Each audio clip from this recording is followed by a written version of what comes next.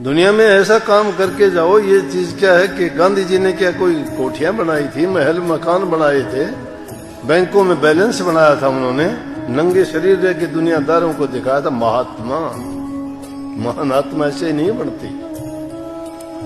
किसके लिए चोरी और ये हेरा फेरियां करते हो? किसके लिए करोगे? सपूत बनाओ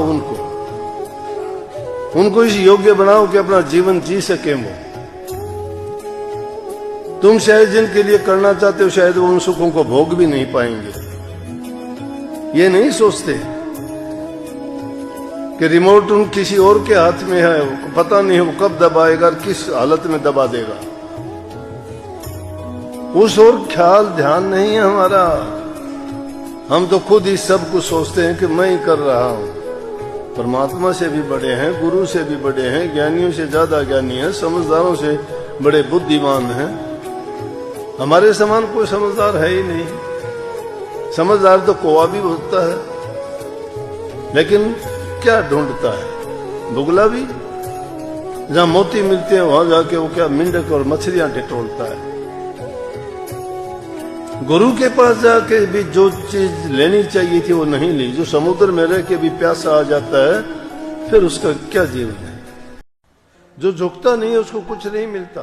ठोठ होता है वो खड़ा रहता है, फलदार पेड़ झुक जाता है, और जो झुकता है वो सब कुछ लेके ही उठता है।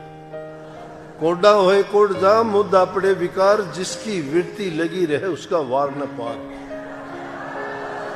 कोडा होने से कोडा कैसे होगा?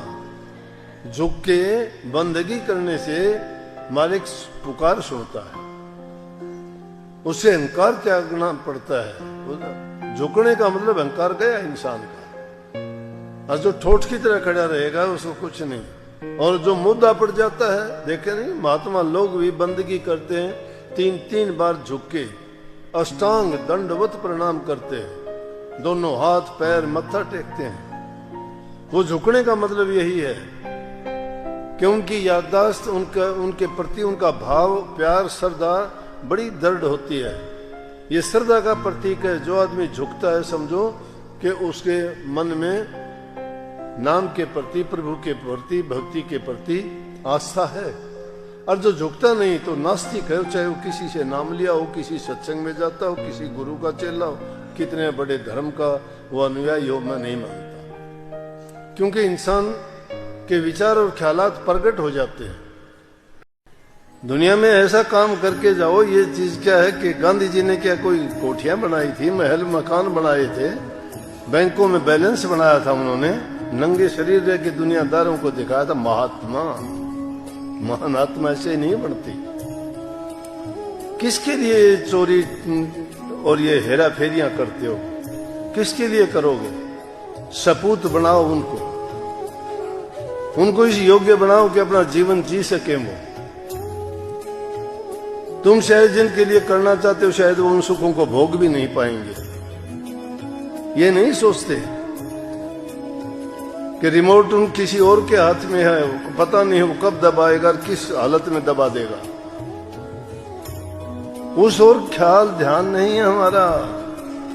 हम तो खुद ही सब कुछ सोचते हैं कि मैं ही कर रहा हूं। परमात्मा से भी बड़े हैं, गुरु से भी बड़े हैं, ज्ञानियों से ज्यादा ज्ञानी हैं, समझदारों से बड़े बुद्धिमान हैं।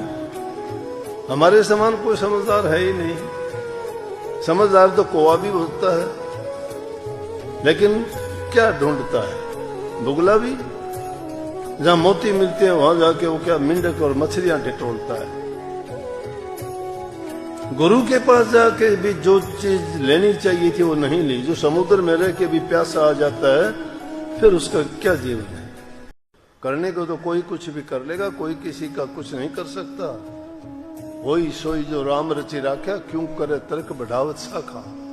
हो वही का जो राम ने रच रखा है, लेकिन उसके भरोसे ये ना कहना कि ये ऐसा तो होना ही था, ये सुख तो भोगने हमारे लिए हैं। अरे उन सुखों के लिए तुम सुख ढूंढना चाहते हो जिन पदार्थ में वो सुख नहीं है। बाहरी चीज दिखावे की कुछ और होती है, अंदर का फल कुछ और होता है।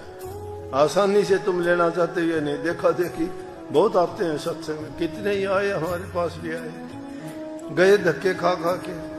जिनकी जितनी छोटी जेब थी उतनी भरे चल दे बने। छोटे पेट थे वो पहले चले गए, जिनके बड़े थे वो थोड़े लेट चले गए। क्योंकि इंसान का जब पेट भर जाता है फिर उसको जरूरत नहीं रहती किसी चीज की।